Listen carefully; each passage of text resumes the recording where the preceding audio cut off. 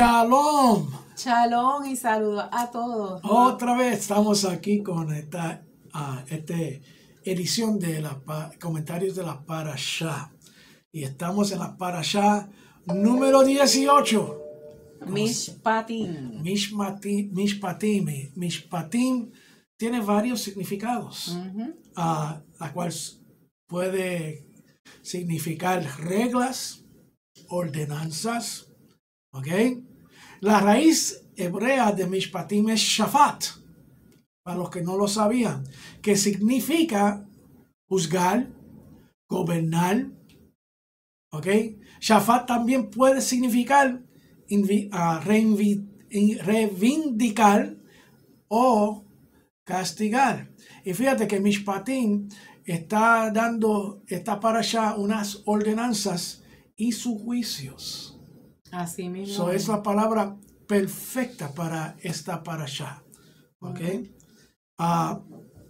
Aquí le presento las aliyots. ¿Ok?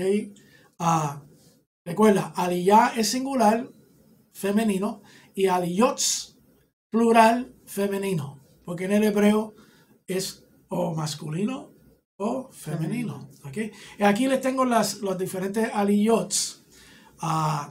Uno por cada día. Ahí lo mantengo para que así puedan darle pause, pueden anotarlos y para la lectura semanal de ustedes. También está el Haftará, que es en Jeremías. ¿Okay? Los escritos apostólicos lo podemos en esta ocasión dividir en 5 aliyot, ¿ok? En la cual les presento aquí las lecturas que van mano a mano con los aliyot de la parashá. ¿Okay? Bien interesante esto. Y aquí lo tengo para que así lo puedan anotar también. En esta aliyah, Esta parashá. Gracias. En esta parashá hay 42, hay 54 mandamientos enumerados del 42 al 94. Eso es un montón. Esta es una parashá de suma importancia y debemos leerlos con calma, absorbiéndolo todo y vamos a aprender mucho. Sí, y vamos a aprender mucho porque está cargado esta parashá.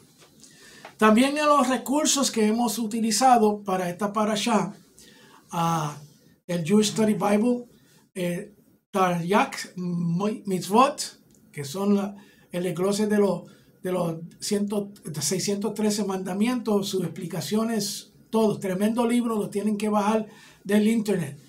Ancient Israel in Egypt and the Exodus, bien importante. La Torah con los comentarios de Mordecai Edery, la Torah en español. ¿Okay? También tenemos los comentarios del Dr. K. Blatt, que está en messianictorah.org, y las notas de la Biblia del Dr. Thomas Constable.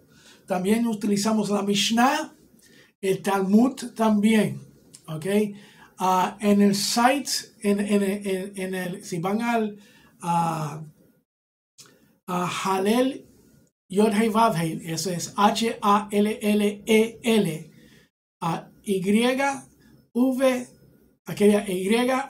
YHVH.org. Ahí es donde está mi librería y pueden bajar el Talmud en español, traducido en español, que es bien difícil algunas veces conseguir. Lo tengo ahí en la sección de libros. Pueden bajarlo completamente gratis, no hay problema. Okay, utilicen esos recursos que pueden conseguir gratis para así estudiar la Torah de forma correcta y con todos los recursos necesarios para entenderlo. Okay. Para empezar, vamos entonces a hacer la bendición de estudio de la Torah. Y mi vida tú lo haces en español y yo lo hago en la fonética hebraica. Y dice lo siguiente: Bendito eres tú, Adonai, nuestro Elohim, Rey del universo, que nos santificas con tus mandamientos y nos ordenas involucrarnos en las palabras de la Torah. Amén. Amén. Ahora en la fonética hebraica. Baruch atah Adonai Eloheinu melech haolam asher kidishanu mitzvotav vetzivanu la'asok bedevri Torah. Amén. Amén. Ok, antes de entrar en el resumen de la parashá, mi amada esposa encontró algo bien importante. Y viene de aishlatino.com, ¿ok? Y es escrito por el rabino doctor Mordecai Schiffman, ¿ok? Que es el profesor, ¿ok? Adjunto en Azriel, Escuela de Graduados y Educación Judía en Yeshiva University. Él es rabino asistente en Kingsway Jewish Center y psicólogo en Brooklyn. So, el tipo sabe lo que está hablando, ¿ok? Y el escrito es bien interesante porque amarra la parashá psicológicamente hoy en día. Exacto. Y eso es una cosa que queremos hacer siempre, es aplicar la Torah hoy en día. ¿Y qué dice el escrito? El escrito es bien interesante, lo voy a leer. Okay. Palos y piedras pueden quebrar mis huesos, pero las palabras pueden quebrar mi autoestima, llevar a la depresión, ansiedad y a otros graves problemas de salud mental y física para toda la vida. El abuso verbal no es menos dañino que otras formas de abuso. El abuso, ya sea físico, sexual, emocional o verbal, es dañino y moralmente reprensible. Eso incluye también el bullying, ¿verdad? Claro. Oyen bien, el bullying es dañino. En las escuelas que mucho pasa eso. Y escuchan lo siguiente pensando en el bullying. Okay. Sin embargo, muchas personas subestiman el daño que se puede infligir solo con palabras. En la porción de la Torá de esta semana, la Torá delinea decenas de mandamientos interpersonales, reflejando el cuidado que debemos tener respecto a la propiedad de otras personas y cuánto debemos esforzarnos por protegerlos de sufrir un daño físico. Si bien ambas categorías de leyes son extremadamente importantes, la tercera categoría, la sensibilidad respecto a cómo nuestras palabras impactan sobre el espacio emocional de la otra persona, a menudo es descuidada. En un pasaje sorprendente, Dios nos ordena: no provocarás dolor a la viuda ni al huérfano. Y la consecuencia de transgredir esta ley es: si le provocas dolor de cualquier modo y ellos claman a mí, por cierto escucharé su clamor. Uf. Se encenderá mi ira y los mataré con la espada, y sus mujeres se convertirán en viudas y sus hijos en huérfanos. Eso es serio. Shemot 22 del 21 al 23. De acuerdo con los comentaristas, el dolor descrito en estos versículos incluye el dolor físico y económico, así como la angustia emocional provocada por el abuso verbal. El duro castigo descrito refleja que están cometiendo un crimen grave y atroz. En la Torá, el huérfano y la viuda representan a personas que son vulnerables y que no tienen familia que los proteja. A través del mandamiento y el castigo, Dios actúa como su protector. Mira qué importante es eso. Sí. Las ramificaciones de este concepto son mucho más amplias de lo que podemos llegar a pensar. Si bien los versículos especifican a la viuda y al huérfano, Rashi, citando la Mejilta, argumenta que está prohibido oprimir a cualquier persona. La Torá provee ejemplos habituales de personas que pueden ser vulnerables o sensibles, pero está prohibido oprimir a cualquiera.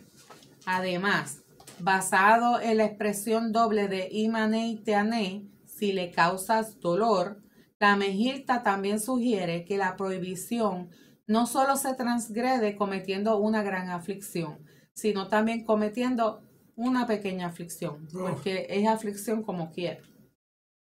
Rav Abraham Twersky señala una parte diferente de la Parashá Mishpatim que transmite el mismo mensaje. Tanto quien golpea a sus padres como quien los maldice es castigado con la muerte. Shemot 21, 15 y 17. Sin embargo, como señala Rashi, la forma de la sentencia de muerte para quien maldice a sus padres es más severa que el castigo para la persona que demuestra que pega a sus padres, perdón. Hay diferentes explicaciones para esto, pero en un nivel básico. Rav Twersky argumenta que esto demuestra la gravedad del daño que se puede provocar a través del abuso verbal. Tal vez porque, como explica Rav Jacob Itzhak, el abuso verbal es más prevalente y generalmente no se lo considera problemático. La Torah hace que la consecuencia sea más severa. Si bien la Parashat Mishpatim nos alienta a mantenernos alejados de cualquier clase de daño interpersonal, tal vez precisamente debido a que por lo general es ignorado. La Torah le garantiza a un lugar más importante y da más énfasis al hecho de ser sensibles respecto al daño que podemos provocar con nuestras palabras. Eso está serio. Eso es serio. Y la cosa es que en esta sociedad, en esta cultura, y en la cultura hispanoamericana, el vacilarse a otra persona eso es como si sin fuera piedad no se dan cuenta de la gravedad y cómo Elohim lo ve. Y cómo Elohim lo ve, porque si supiéramos cómo Elohim lo ve, créeme que lo menos que haríamos sería burlarnos de otras personas. Sí. Entonces la gente que no saben esto, pues entonces si alguna vez se pregunta, oye, ¿por qué nada me sale bien? Pues yo lo he visto, personas que son burlonas, que su pasatiempo favorito es burlarse de otras personas. Después no. Y nunca echan para adelante. Nunca echan para adelante y peor porque aquí la Torah habla de muerte, incluso. Sí. Porque lo que estamos es hablando de que incluso si tú le haces daño a tu prójimo con tu boca, no importa cómo lo haga, el daño, el Señor lo toma bien en cuenta y bien en cuenta. Eso está bien. Y fíjate, me encantaría exhortar los jóvenes para que analicen lo que mi amada Janet ha leído del website Aish Latino, porque lo que nosotros hacemos a otras personas, tarde o temprano va a regresar a nosotros. Así mismo. Y pues nada, la lectura la encontré súper interesante porque nosotros vamos a estar hablando de leyes y de esclavos, de siervos y pues... Y Mishpatim incluye leyes civiles, las penas para el que rompe esas leyes civiles, la ética y el culto hacia Elohim. Cubre muchas cosas. En resumen, ¿qué nos dice el resumen, amada? La Parashá Mishpatim es un capítulo bastante largo y complicado que trata principalmente de las leyes civiles y extracontractuales relacionadas con el culto, la servidumbre, las lesiones, la propiedad y comportamiento moral. La Parashá también se ocupa de las penas por violar estas leyes. Las leyes en Mishpatim no parecen estar organizadas en ningún patrón lógico y incluyen leyes civiles, penales, éticas y de culto. Wow, eso cubre todo, sí.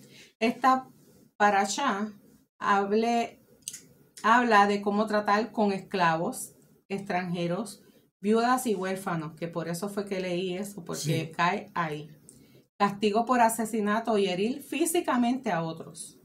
responsabilidad personal por herir a los animales, la necesidad de tratar a las personas con justicia, préstamos monetarios, realización de ciertos rituales y cómo tratar a nuestros enemigos.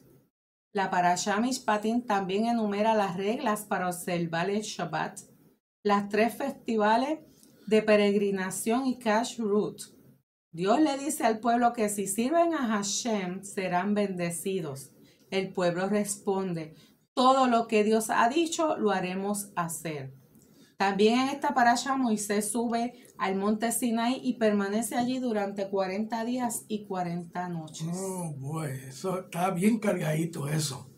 Y fíjate, me salió del escrito Kashrut. Ok, y le voy a decir antemano, cuando lleguemos a la parashá Shemini, Janet y yo vamos a cubrir eso lo más posible para que entiendan la importancia de las leyes dietéticas. Exacto, de qué podemos comer y qué no. Exacto, porque muchos de nuestros hermanos que empiezan en la Torah se creen que solamente no comer cerdo, pero no, conlleva muchas otras cosas. Y les voy a dar un ejemplo de cómo es que tenemos que pensar, porque esto es bien importante. Por eso es que estoy cogiendo un poquito de tiempo en esto. Podemos comprar carne en el supermercado y decir que es kashrut, es kosher. ¿Ok? Y una de las razones por qué es porque las leyes de kashrut nos indican cómo matar el animal para poder comerlo. Y nosotros no sabemos cómo es que matan el animal. La vaca, el pollo. El pollo, tú sabes. Hay cierta forma para que el animal no sufre, porque es bien importante los animales para Hashem. Tú no puedes tratar mal a un animal. Y si es para comer, hay que hacerlo de una forma humana. Para que no sufra. Para que no sufra. ¿Ok? Pero fíjate, tenemos eso en particular que no podemos asegurar que si lo que estamos comiendo diariamente es kashrut. Pero a lo que podemos garantizar, debemos hacer el intento. Ejemplo, como hemos dicho en los parashot anteriores, si uno ve la etiqueta y dice Red 40, sabemos que Red 40 no es kosher, no es apto para comer. Pues entonces, ya tú sabes que cualquier cosa que tenga un Red 40, el colorante rojo 40, pues entonces tienes que abstenerte de eso. ¿Ok? Mucha gente no sabe eso. Sí, no lo sabe. Y entonces comen los dulces. Sí. Se comen los dulces que tienen rojo. Los jugos tienen rojo 40, muchos de ellos. Y sobre todo los dulces que más nos gustan. Sí. Voy a decir uno, no se sientan mal, pero uno de ellos es el M&M. A mí me dolió. El color rojo y el chinita, el verde también. No, sí, mi hija fue allá a la tienda de M&M y preguntó y todos tienen Red 40. Ay, bendito, mira. Importante, porque si la cosa es que al presentarse a Elohim en nuestras oraciones, en nuestra conversación con Elohim, queremos estar lo más puro posible, ritualmente, lo que podemos, ¿ok? Para así presentarnos ante Elohim. Y no podemos entrar en la actitud que diga, pero es que es imposible, pues entonces no voy a hacer nada. No. Elohim mira el corazón, y si en tu corazón tú quieres estar lo más posible, lo que está dentro de tu control, Él va a tomar eso en cuenta. El resto que no se puede controlar, pues entonces para eso murió y resucitó Mashiach. Sí. Pues entonces ya como hemos explicado eso y van a estar pendientes a la parashá Shemini, porque vamos a tomar casi todo el tiempo en hablar de la comida kashrut. Y este es un tema que no se toca mucho, ¿okay? Pero lo vamos a tocar. Este año lo vamos a tocar para que ustedes tengan una dirección y los recursos necesarios para entonces hacer sus propias investigaciones. Pero para seguir y no perder mucho tiempo, vamos a, ¿qué es lo que nos dice el resumen de la primera aliyá? Lo voy a terminar. Exacto. El Eterno comunica reglamentos a Moshe para que los ponga delante del pueblo. Primero acerca de cómo tratar a los esclavos hebreos, hombres y mujeres. Luego acerca de cuando uno ha matado a otro voluntariamente o involuntariamente. Sigue dando reglas acerca de la violencia contra los padres, el secuestro, la maldición contra los padres y la restitución del daño ocasionado por una pelea. Wow. Eso bastante. ¿Qué nos dice el capítulo 21, versículo 1? Y estas son las ordenanzas que pondrás delante de ellos. La palabra hebrea que ha sido traducida como ordenanzas o leyes en la Reina Valera de 60 es mishpatim. En la Torá aparecen varias palabras que hablan de los mandamientos que el Eterno ha dado a su pueblo. Las 5 palabras más comunes son la Torá. La Torá. Entonces, quiero que vean la definición de cada de estas 5 palabras que definen el conjunto de todas las leyes y cómo interaccionan dentro de sí. ¿Ok? So, el primero que vamos a ver es la Torá, que es plural de Torot. ¿Ok? Torá viene siendo una palabra femenina y Torot plural en femenino. Y significa instrucción, norma o ley. Viene de la raíz yará, como nuestros hermanos Israel yará, ¿ok? Que significa señalar, ¿ok? So, Israel yará, señalando a Israel. Señalando a Israel. Hace referencia a varias cosas. Estas son las más importantes, ¿ok? Y una instrucción, por ejemplo, en Proverbios 3:1, hijo mío, ¿ok? Eso es una instrucción, una Torá, ¿ok? Una instrucción, no es una ley, son instrucciones. Ahora, dentro de esas instrucciones pueden haber otras cosas que vamos a ver.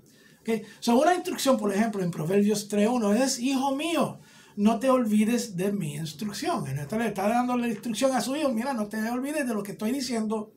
De la Torah. ¿Ok? Entonces, hay 3 puntos que hablan de instrucción y cuáles son, mi vida. Una instrucción específica en cuanto a un asunto específico. Por ejemplo, la instrucción de cada sacrificio que está en Levítico 6:9. Esta es la instrucción Torá del holocausto. Lo encontramos en Levítico 7:11. Esta es la instrucción o Torá del sacrificio de la ofrenda de paz. Romanos 7:2, la ley en cuanto al marido. El punto número 2, la instrucción general entregada al pueblo de Israel. La Torá de Moshe, los 5 libros de Moshe, el Humash, el Pentateuco, la ley, por ejemplo. Deuteronomio 32:26. Este libro de la ley o de la Torá, Josué 1:7-8. La ley, Torá, que Moshe te mandó. Este libro de la ley o de la Torá, Mateo 5:17. La ley, Lucas 24:4-4, la ley de Moshe.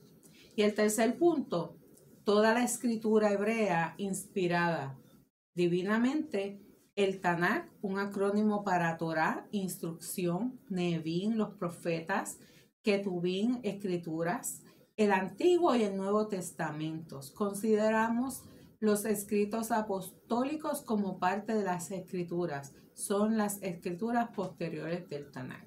Entonces, ya debemos entender que es una instrucción. La Torá completa, el Pentateuco, son las instrucciones dadas de Hashem hacia Moshe para instruir el pueblo de esas instrucciones. ¿Okay? También tenemos el ejemplo de los profetas en Juan 12:34. Hemos oído la ley o Torá que el Mesías permanecía para siempre. ¿Ok?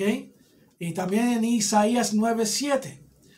El ejemplo de la escritura es en Juan 10:34, que dice, Yeshua les respondió, no está escrito en vuestra ley. Yo dije, sois Elohim. Ahora, quiero que tengan cuidado con eso porque Elohim no está significando en este contexto la palabra Dios. No. Ok, so ya lo explicamos en parashots anteriores. No voy a abarcar mucho en eso, pero también la cita del Salmo 82. Y también tenemos el ejemplo de los escritos apostólicos en 1 de Corintios 9:21, que dice, en la ley del Mesías. Ahora, la ley del Mesías, ¿cuál era? La Torá. Porque él enseñaba Torá. Todas las referencias de él que él hablaba eran de la Torá. So, no vino con algo nuevo, ¿ok? Solamente estaba reforzando, enseñando correctamente las instrucciones de Hashem al pueblo. Esa es la diferencia, ¿ok? So, tenemos que tener eso bien, bien claro, ¿ok? La segunda palabra, ¿cuál es? Misbah. En plural, misbot. Mandamiento, término general para todo tipo de mandamientos. Viene de la raíz sabá, que significa ordenar, encomendar, encargar, mandar, perdón. Mandar. So es bien claro. La tercera palabra, ¿cuál es? Mishpat. En plural, mishpatim. Exacto. Significa sentencia, norma, decreto, costumbre, proceso judicial, derecho, jurisdicción, modelo. Viene de la raíz chafat, que significa juzgar, hacer justicia. Perdón, me perdí. Juzgar, hacer justicia. Justicia, gobernar.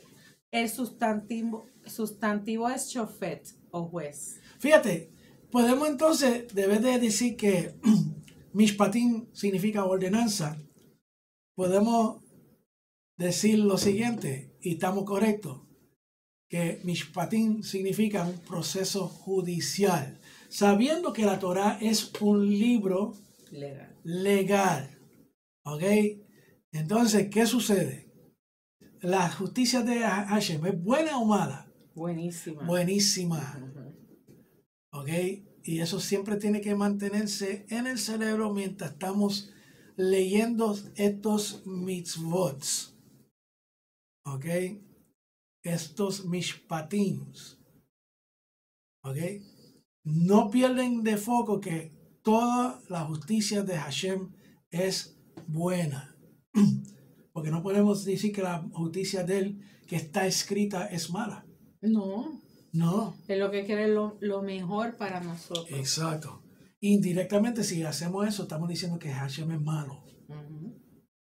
Y sabemos que él es infinitamente bueno. La cuarta palabra, hook. Hook. Yo la leo como hook. ¿Y tú? Hook. Hook. Hook, sí. En plural, hooking. Exacto. Que significa límite, tarea, porción, obligación, mandato.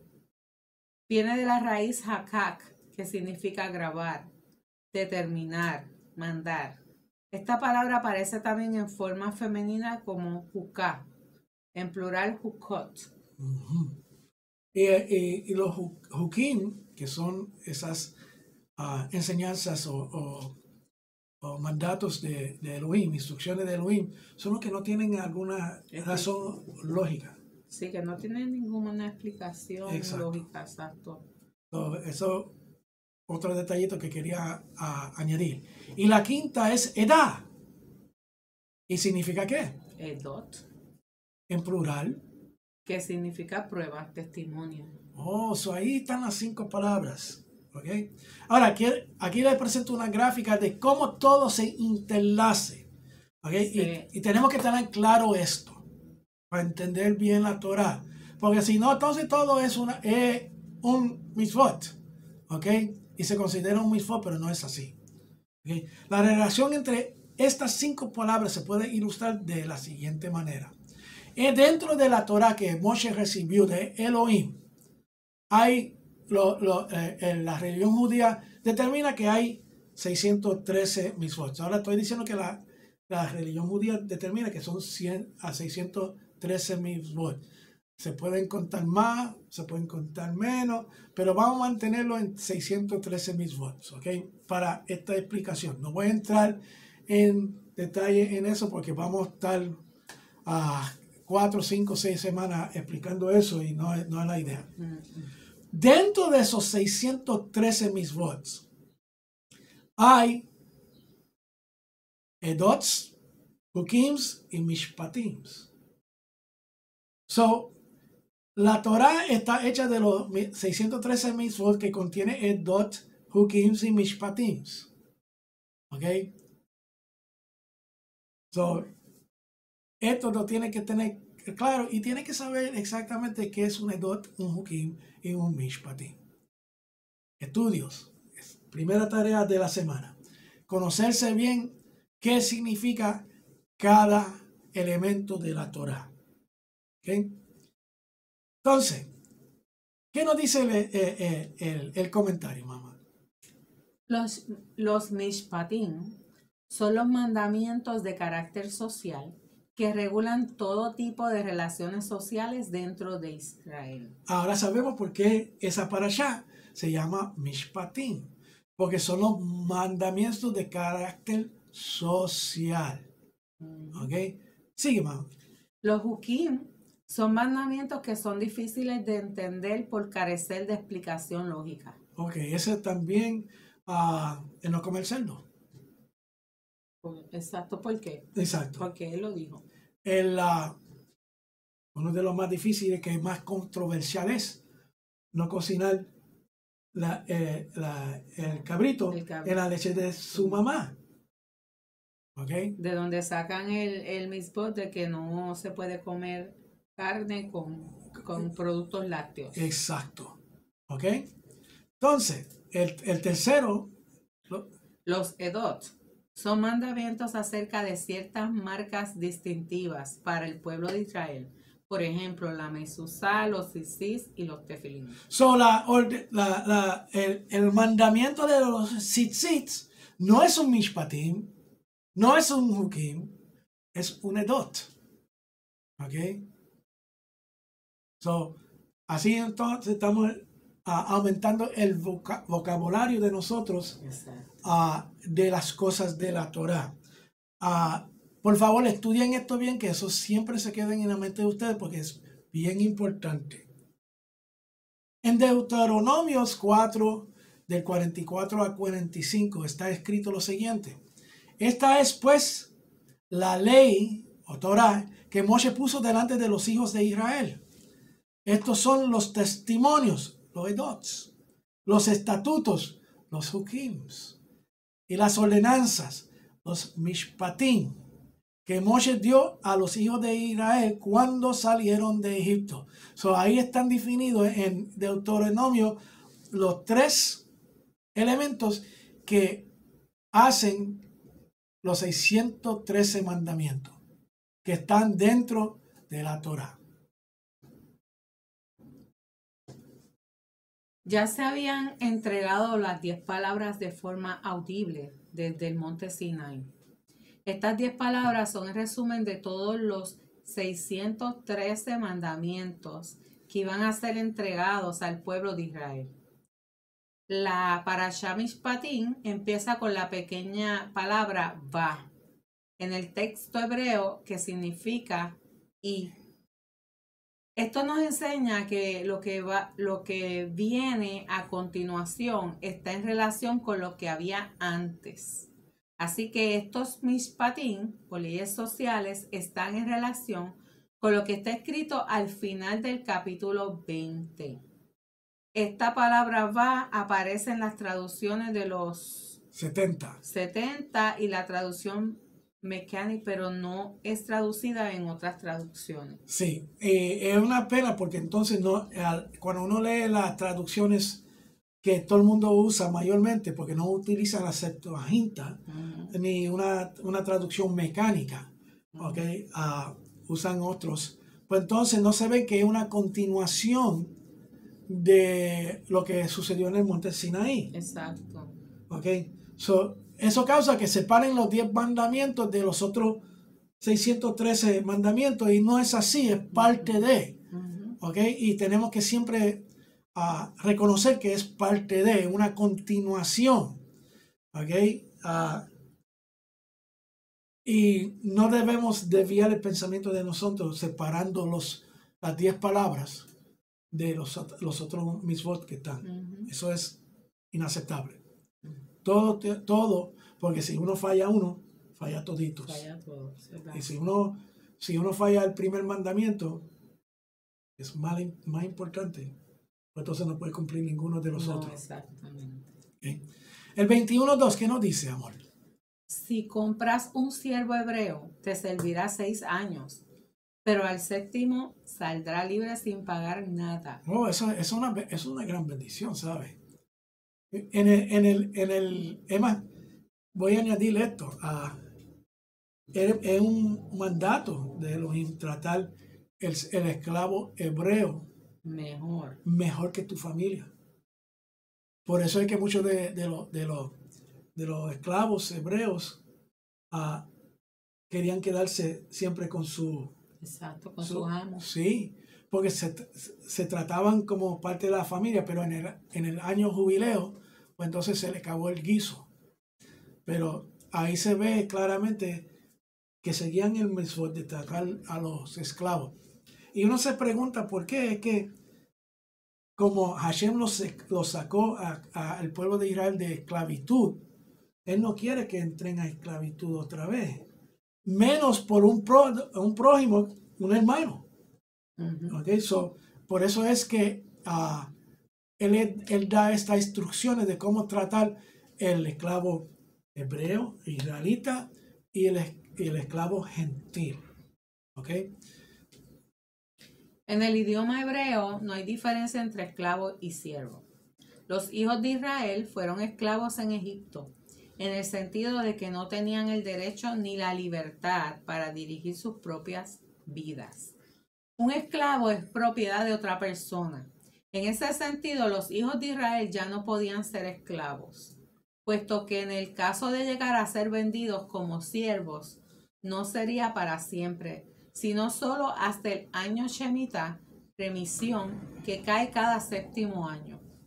Tenían el derecho de obtener vivienda, ropa, comida y lo necesario para su vida personal, pero nada más a cambio de un servicio de 24 horas al día.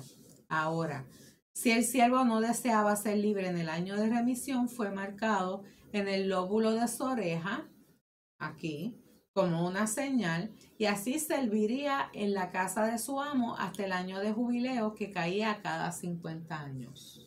Eso más claro no se puede definir, pero vemos que el trato de el pueblo de Israel hacia los esclavos que eran de Israel, pues, los trataban bien, sí. Porque entre los primeros 2 mandamientos, que dice que ames a tu prójimo como a ti mismo, que ya lo habíamos consultado en la otra parashá. Sí, que son los mandamientos que estableció Yeshua, como lo importante, sí. Como bien importante, y lo llama el primero y el segundo. Sí, sí.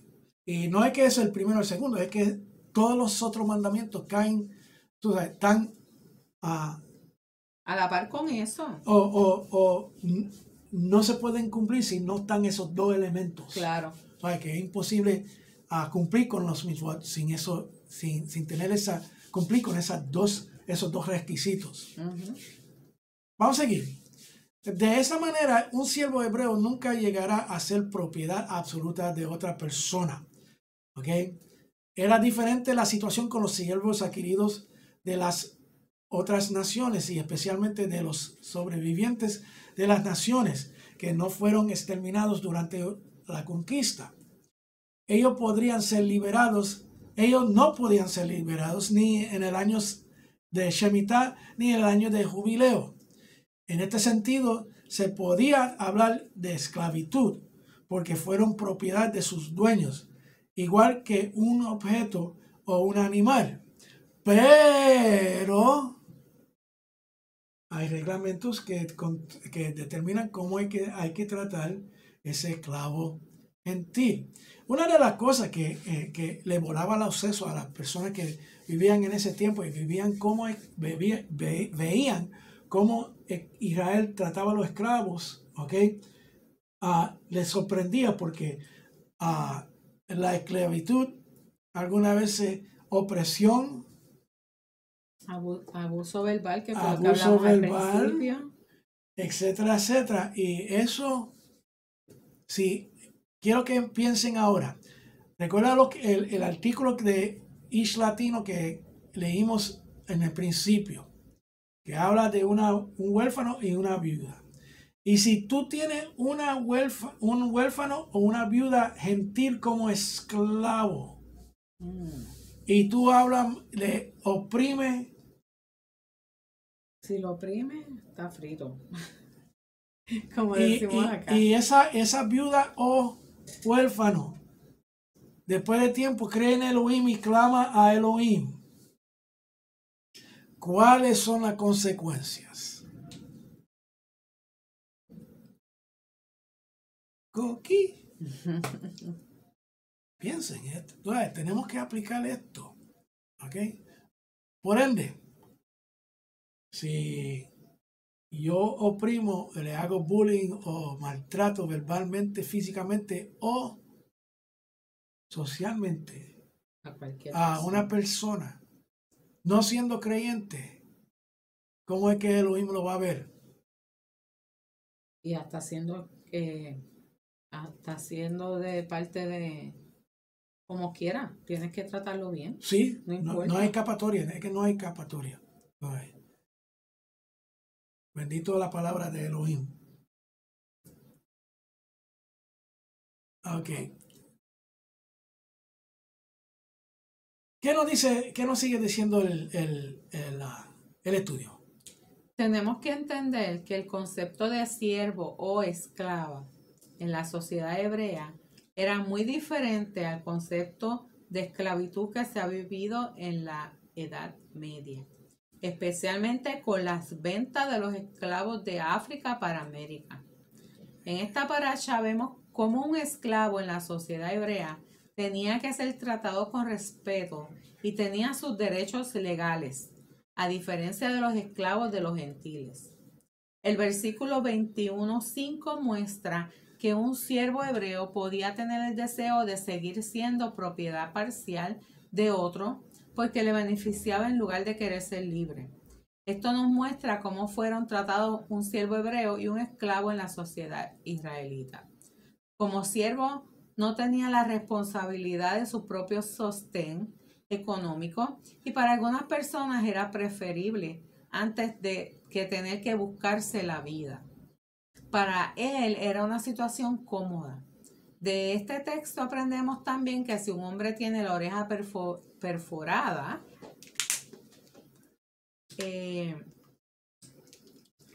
una señal de esclavitud. Creo que debes de ocultarla ahí. Perdóname. De este texto aprendemos también que si un hombre tiene la oreja perforada es una señal de esclavitud. La única manera para que un hombre hebreo pueda ser vendido como siervo es si ha robado algo y no tiene que pagar para restituir el robo. Entonces el tribunal Beit Din tiene la obligación de venderle como siervo por el valor de su robo. Este mandamiento no aplica a las mujeres.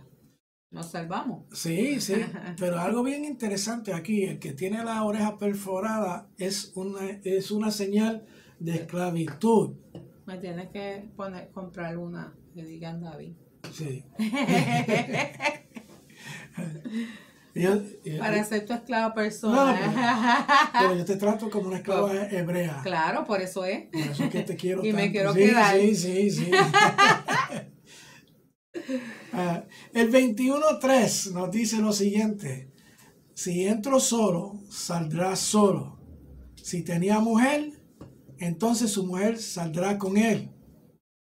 Se refiere a una mujer hebrea. El amo se hace responsable incluso para sostener a la esposa durante el tiempo de su servidumbre.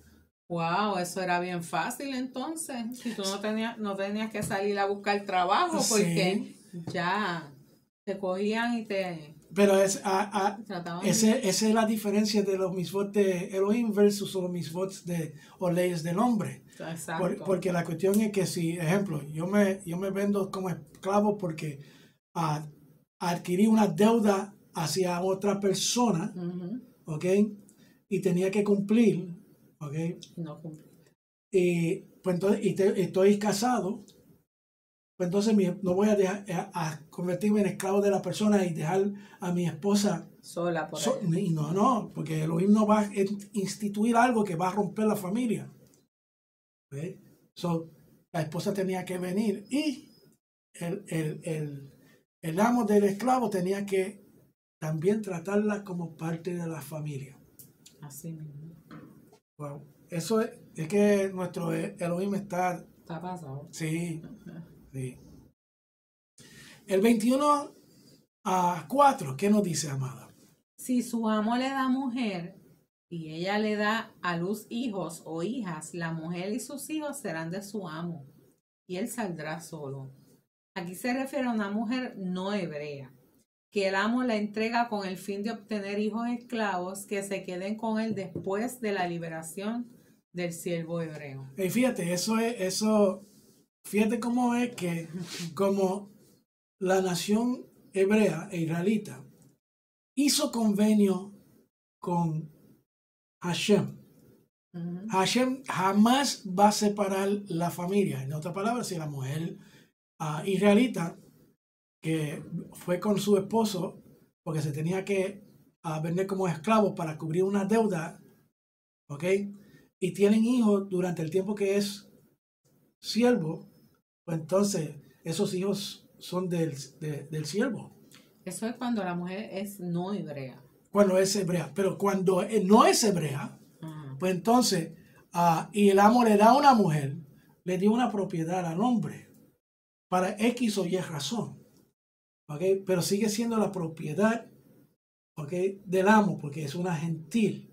Y los esclavos gentiles no tenían el mismo trato. No. Por ende, es una propiedad del amo, como un botín de guerra, etc. Ujú. Y si tienen hijos, pues entonces, fíjate, Hashem no va a separar los hijos de la mamá. No. Nunca. Ay. So, vemos misericordia ahí también.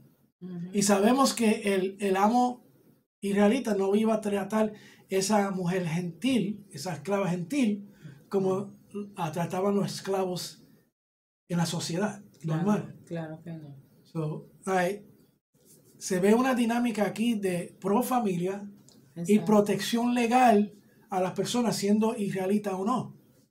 Exactamente. Ok, bien interesante esto.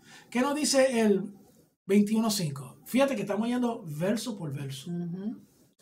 Pero si el siervo insiste diciendo, amo a mi señor, a mi mujer y a mis hijos, no saldré libre. El pueblo hebreo fue sacado de Egipto para ser libre. Esta decisión va en contra de la perfecta voluntad del Eterno. Por eso fue marcado en la oreja. Interesante. Eso. Y fíjate, como va en contra del deseo de Elohim, ¿ok? De la perfecta voluntad de Elohim. Ujú. Pues entonces por eso en el año jubileo no había pero, no, te tienes que ir. Exacto. No porque yo quiero, porque es ordenanza de Elohim. Exacto. Y así, ninguna de las dos partes se ve como que, es que tú quieres deshacerte de mí. No. ¿Ok? Es una decisión tomada por la voluntad de Elohim. ¿Qué nos dice el 21:6? Entonces su amo lo traerá a los jueces, Elohim, y lo traerá a la puerta o al quicial, y su amo le horadará la oreja. con una lesna. O sea, le perforará la oreja. Exacto. Y él le servirá para siempre. La palabra Elohim significa en este contexto jueces. La expresión para siempre en hebreo, leolam, significa en este caso hasta el año de jubileo. Ok. So, ahí estamos viendo de que aunque fueron en contra de la perfecta voluntad de Elohim, ok, él dice, está bien, pero cuando llegue el jubileo no hay break. Exacto. Entonces, porque él no quiere que sean perpetuamente esclavos. ¿Ok? Y se llevan ante los Elohim, los jueces. Y este es un caso donde la palabra Elohim significa juez dentro del contexto de las escrituras hebraicas. ¿Ok? Por eso es que no se puede tomar el nombre Elohim, que simplemente significa Dios. No, tiene muchos más significados dependiendo de dónde se encuentra dentro del contexto de las escrituras. Exacto. ¿Okay? ¿Qué nos dice el 21:7? Y si alguno vende a su hija por sierva, ella no saldrá libre, como salen los siervos. Si una familia hebrea llega a ser muy pobre, podrá vender una hija como sierva antes de que tenga 12 años, con el propósito de que luego se case con el amo o con el hijo del amo. Esto le ayudaría en su situación penosa. No saldrá libre como salen los siervos. No significa que no pueda salir en el año sabático, como está escrito en Deuteronomio 15:12. Si un hermano tuyo hebreo o hebrea te es vendido, te servirá por 6 años, pero al 7º año lo pondrás en libertad. So, ahí estamos, también protección, y es bien importante. Todo es legal. ¿Okay? Y la cuestión es que, fíjate, con el propósito que se case con el amo o con el hijo del amo. Para que salga mejor. Exacto. Mejor de cómo entró. Exacto, sí. Porque si, según como se lee, si la niña se nota que en un futuro no va a tener otra salida, pues entonces lo mejor es dejársela o vendérsela, como dice ahí. Sí. Y si para no que se esté mejor. Exacto, y si no se casa, pues entonces en el año mitad. Pues sale libre. Exacto. Que no es perpetuo, pero es justo. Exacto. De acuerdo a las situaciones y las costumbres sociales de ese tiempo. Las leyes han cambiado. Nosotros no podemos tener esclavos, aunque en algunos países todavía existe la esclavitud, pero aquí en territorio americano, ¿okay? La esclavitud se abolió hace años y esas leyes no se pueden ejercer aquí porque no existe la esclavitud. Ahora, ¿cómo la aplicamos hoy en día? Si tú tienes a tu esposa como una esclava, uy, nota mi sonrisa. ¿Okay? Y en los trabajos. Los trabajos. Los jefes tampoco pueden ser. Porque en los trabajos también oprimen. Sí. También oprimen. Es más, una de las cosas, Génesis sé que consiguió un trabajo recientemente y los dueños son judíos, ¿verdad? ¿O no? No sé. No sé, pero no fíjate fíjate lo interesante y así como se debe tratar de bregar y se debe tratar un empleado, ¿ok? Y ella está pasando por una situación difícil y el mismo dueño, ¿ok? De la empresa, cuando supo lo que había, dijo, no, yo te voy a ayudar. No la penalizó porque tiene problemas externos, pero le ofreció la protección que ella necesita, dado la circunstancia en la cual se encontraba. Y no era una situación cómoda, es una situación bastante incómoda. Sin embargo, vieron qué tal el valor que ella iba a tener dentro de la compañía. Exacto. Y protegieron eso. A una lección de aprender con esta anécdota. Entonces, que no podemos a oprimir nuestros empleados. No. Ella está completamente protegida por el dueño de la empresa. Sí. Ahora, si tenemos un empleado o una empleada que es un huérfano o una viuda y lo oprimimos, volvemos otra vez al artículo que leímos al principio. ¿Okay? Y tú quizás en la casa te dicen, aquí viene el cogen otra vez con lo mismo. No, es que tenemos que, mira, el vacilón y quemar a las personas es uno de los pasatiempos. Es horrible. De Puerto Rico. El bullying. El bullying, tú sabes, el pegarle el vellón, hacerle bula a una persona que tiene espejuelos. 4 ojos. Sí, los sobrenombres.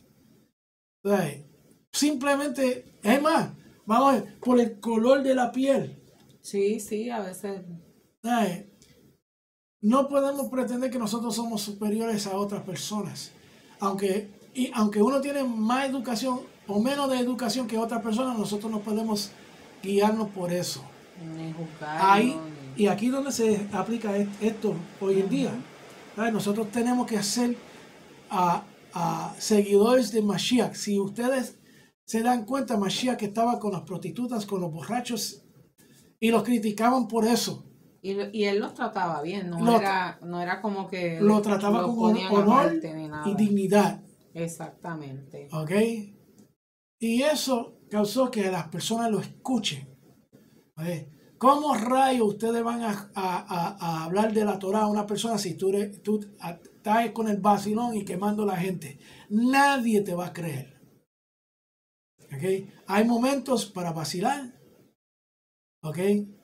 Hay que saber el límite a cual uno puede vacilar también. Porque el momento que tú vacilas con una persona y tú ves que se está molestando, tiene que ser el momento que tú cortes. Porque si les roba la paz... Y pedir perdón. Y pedir perdón.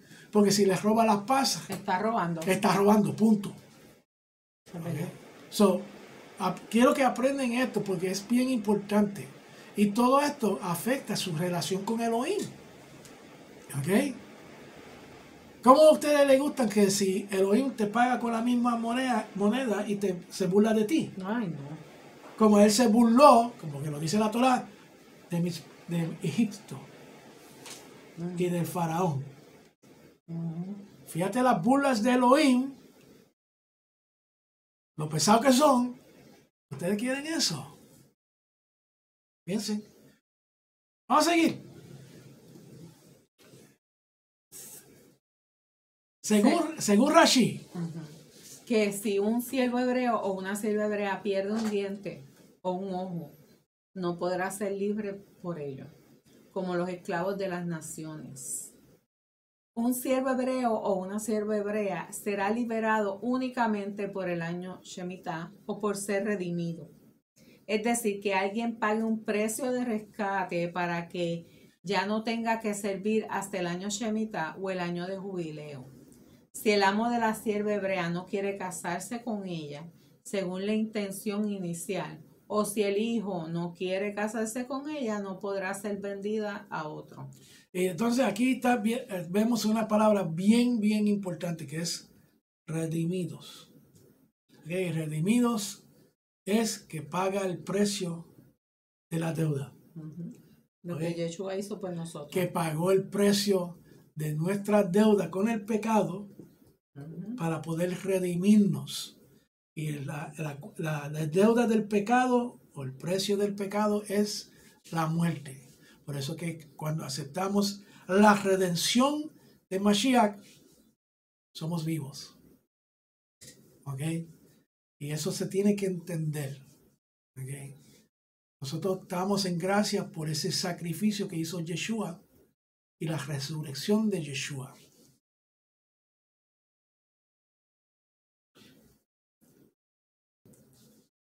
¿Qué nos dice el próximo versículo? Si toma para sí otra mujer, no disminuirá a la primera su alimento, ni su ropa, ni sus derechos conyugales.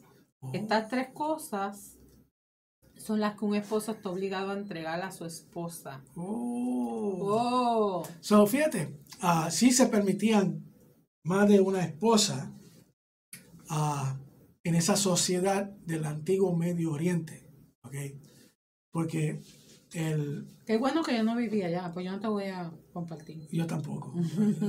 Yo no quiero, no, el amor no se puede repartir entre dos personas, una intimidad. Por eso que nuestra intimidad con Elohim es para él nada más. Y él no le gusta que se comparte con otros dioses. Pues yo soy igual. Sí, no, y eso está muy bien.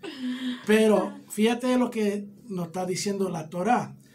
Como Elohim respeta el tiempo y las leyes del tiempo. Exacto. Y esto se dio a los israelitas en el tiempo del antiguo Medio Oriente. Y esto era permitido entonces. Pues entonces dijo, está bien, pero va a tener que poder. Con las dos a la vez. Con las Tiene dos a que la vez. darle alimentos, ropa y sus derechos conyugales. En otras palabras, derechos conyugales, ¿cuáles son? Un montón. Pero es satisfacerla como mujer también. La satisfacción en la intimidad es un requisito. Y en este caso habla de tiene que estar así con las dos. Con las dos. Aunque ame una más que la otra. Pero no le puede disminuir nada. Tiene que seguir con las dos. Exacto. Según lo que estamos leyendo ahí. Oh. Y según esa sociedad en ese momento. Exacto. Ay. Eso no va a entrar en ese concepto de derechos conyugales porque eso es otro tema, pero bien profundo y solamente para adultos. Exacto. Adultos casados, ¿ok? Pero de extrema importancia. Oh, sí. Sí, eso es bien importante, ¿ok? Orejas.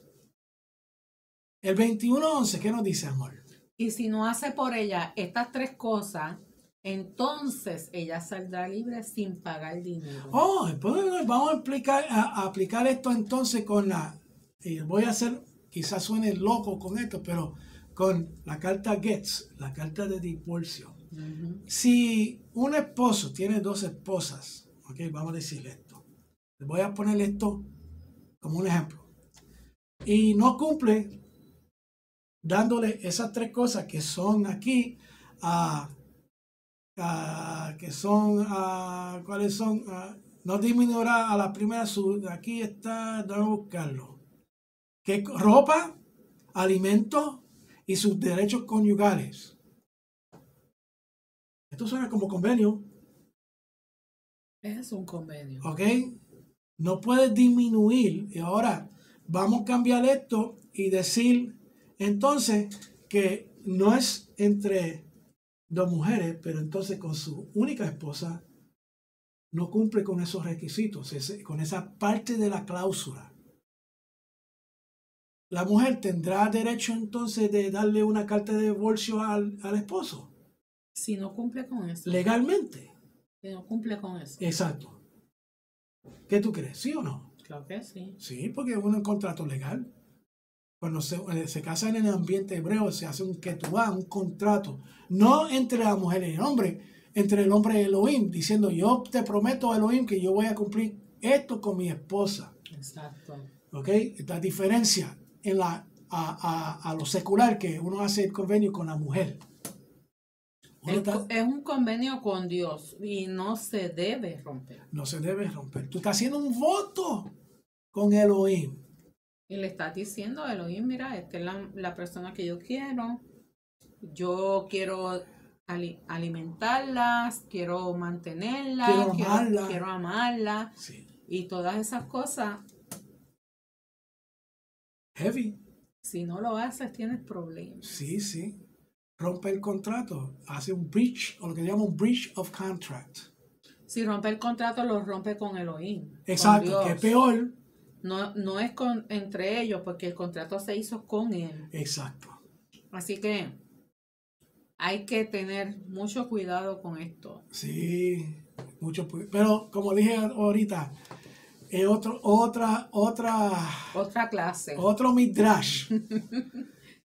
Otra clase. Sí, pero es una clase que es necesaria para que los esposos o los futuros esposos, mayormente que se van a casar de forma que establece la Torah, deben tomar en cuenta porque es lo que se llama un decision maker. Exacto. O sea, que esto contribuye a la decisión completa. Sí.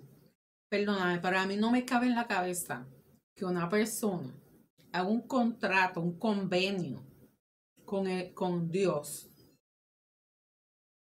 y después lo rompa así porque vio a otra persona más linda o whatever. Exacto. No me cabe en la cabeza. Sí, pero es que la sociedad enseña y hace unos estándares medio locos en los cuales la gente quiere adherirse a esos estándares que realmente no tienen lógica, pero es otro tema. Sí, vamos tema. a seguir porque si no nos vamos por la familia Okay. y no terminamos. Ok. ¿Qué dice el 21:11? Y si no hace por ella estas tres cosas, que son ropa, alimentos, derechos conyugales, entonces ella saldrá libre sin pagar dinero. Entonces vamos a cambiar eso un poquito para que ustedes entiendan de dónde venimos. Y si no hace por ella estas tres cosas, entonces ella saldrá libre. Punto.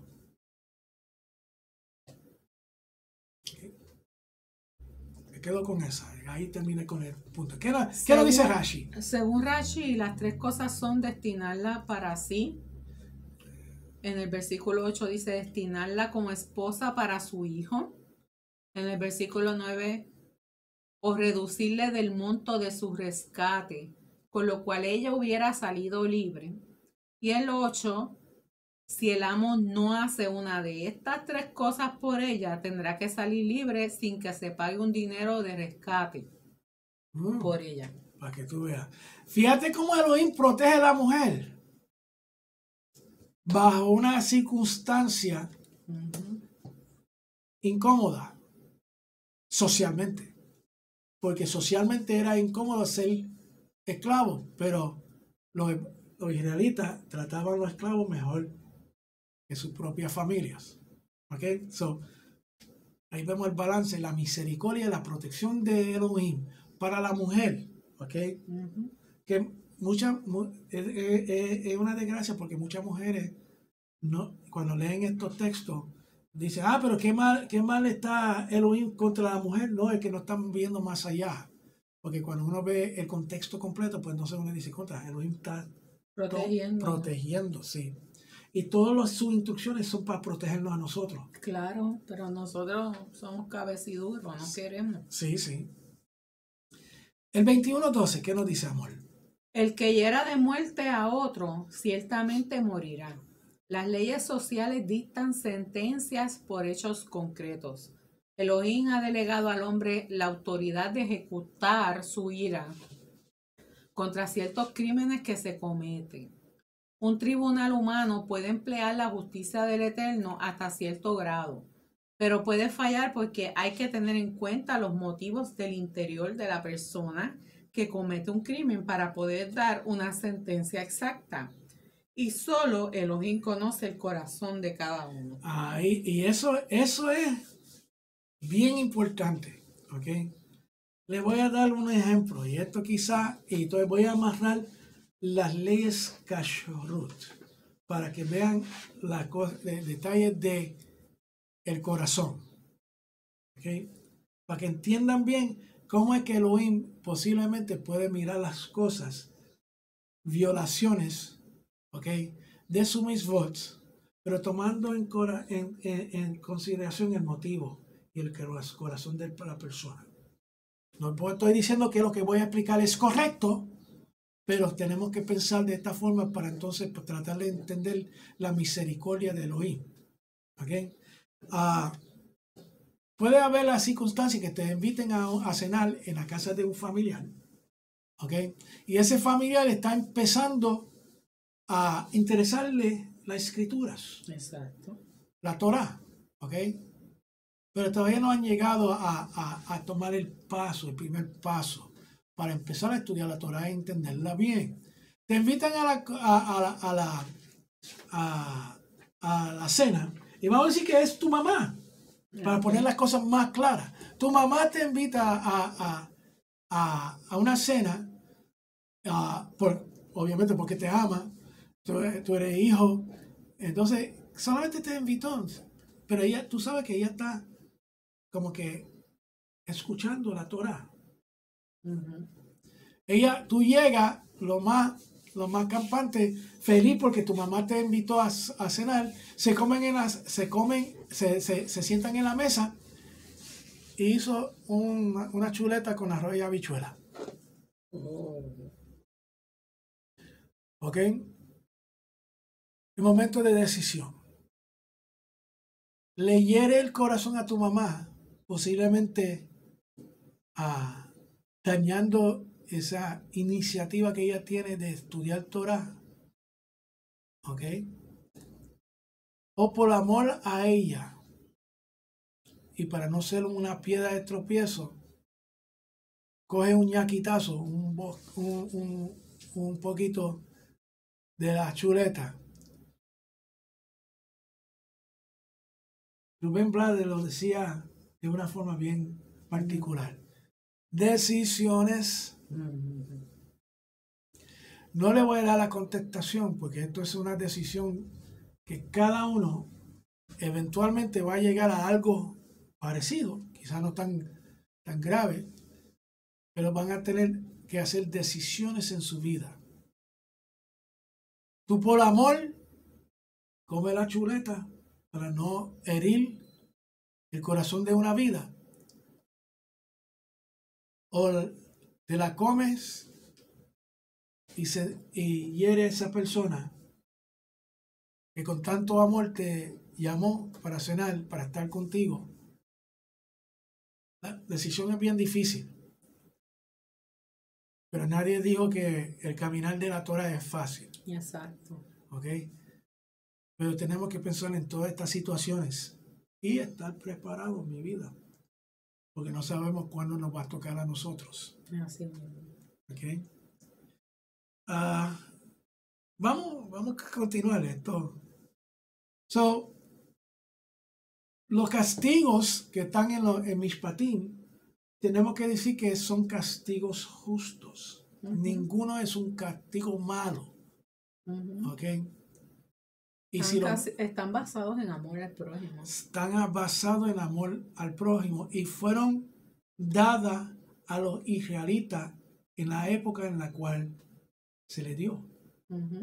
¿Ok? La Torá define el castigo justo. ¿Ok? No el hombre. El hombre no está determinando cuál es el castigo aquí. El que está determinando el castigo es Hashem. Si somos nosotros, olvídate, no. Nos masacramos. El mismo rey David dijo, prefiere la justicia de Hashem que la justicia del hombre.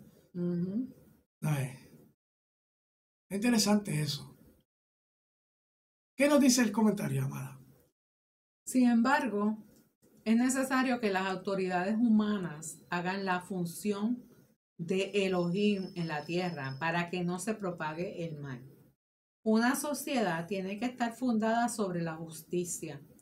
Un gobierno tiene que administrar justicia, como está escrito en Primera de Reyes 10:9.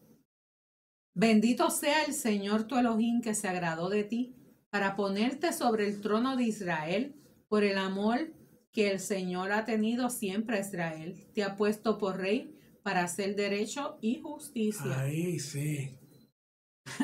Una sociedad, un gobierno tiene que administrar justicia. Sí. Sí. Cada cual, ¿verdad? Momento para pensar en nuestro gobierno. Si administra justicia correctamente o no solo en el nuestro, en Puerto Rico, sino en Estados Unidos y en otros países que nos ven. Sí. Y una congregación puede ser considerada como un gobierno. Y el líder tiene que administrar justicia. Claro, tiene que ser bastante justo. Sí. Eso no es tan fácil como que yo quiero dirigir esta grey o esta gente. Sí, Eso no es tan fácil. No. ¿Qué malo dice, amor? El fundamento del trono del Eterno es, en primer lugar, la justicia, no la misericordia, como está escrito en el Salmo 97:2. Nubes y densas tinieblas le rodean. Justicia y derecho son el fundamento de su trono. Oh, La justicia del Eterno es la base para su gobierno, no su misericordia en primer lugar. La base de la Torah es la justicia. Por eso todas estas leyes sociales están basadas en la justicia. Como está escrito en el Salmo 19:9. Los juicios o los mishpatim de Hashem son verdaderos, todos ellos justos. oh, ahí no hay que abundar mucho en eso. ¿Qué más nos dice el comentario? El reinado mesiánico será establecido sobre la justicia, como está escrito en Isaías 9:7. El aumento de su soberanía y de la paz no tendrán fin sobre el trono de David y sobre su reino, para afianzarlo y sostenerlo con el derecho y la justicia. Desde entonces y para siempre, el celo de Hashem de los ejércitos hará esto. La justicia es la base de un reinado. Sin embargo, una justicia sin misericordia es desastrosa para el pecador. Si Elohim juzgara al mundo solamente con justicia, chacho, estaríamos todos exterminados Sí. desde hace tiempo.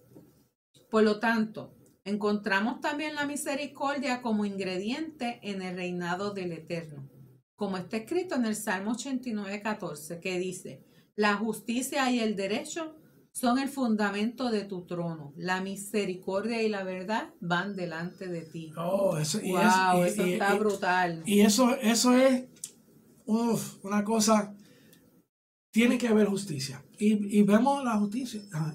El reinado, está hablando de reinados y todo eso del tiempo de allá, pero en el tiempo nuestro, nuestros pastores, nuestros líderes. Sí, nuestros gobernantes y presidentes. Gobernantes y presidentes también, pero hablando nosotros como miembros de una quejilá, Sí. o de una congregación, la persona que nos lidera tiene que ser justo, Sí. y misericordioso. Sí, sí. Por lo menos nuestro pastor lo es.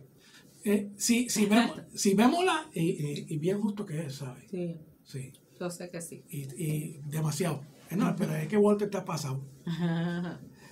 Mira, en esta gráfica vemos 3 elementos: justicia, misericordia y crimen. Y todo envuelto en la parte céntrica para entonces tomar una decisión, para entonces establecer el veredicto. Bien importante esto, saber esto, porque la justicia de Hashem es perfecta. Su misericordia es infinita. Nueva cada mañana. Nueva cada mañana. Y cuando hay un crimen, Él toma bien en serio las justicias, pero también bien en serio la misericordia, para entonces hacer su decisión y llegar al veredicto. Y lo podemos ver de esta forma, en una balanza, ¿ok? Que tenemos un lado de la balanza que es la misericordia, el otro lado de la balanza que es el crimen, la base de la balanza que es la justicia que sostiene todo. Entonces, de acuerdo a la misericordia, el crimen y las pesas que están abajo, que es el peso del crimen y el peso de la misericordia, pues entonces eso va entonces a hacer la balanza, ir positivo o negativo a el veredicto. El veredicto. ¿Ok?